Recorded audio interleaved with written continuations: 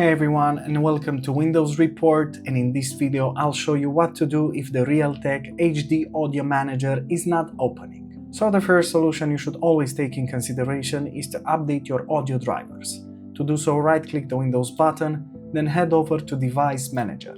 Now in here, expand the audio inputs or outputs and also the sound, video and game controllers and play with all the settings in here. You should find the Realtek audio driver in the sound, video and game controllers, but sometimes you can also find remnants in the audio inputs and outputs, like the speakers. So right-click on the problematic device and select the Update Driver option. Now in here, click on Search automatically for drivers and Windows will locate the best available drivers on your PC.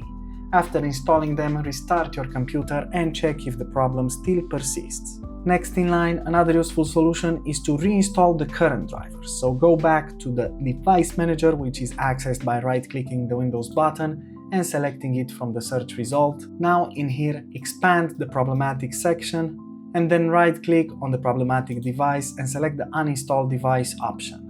The last thing is to tick the box next to attempt to remove the driver for this device, then click on the Uninstall option, restart your computer, and then you'll see that Windows will automatically attempt to reinstall the drivers for you, and then you can check if the problem still persists. And that's it, super simple, isn't it? Of course, if this video helped you, make sure to hit the like button and subscribe to our channel for more quality content. Thanks for watching.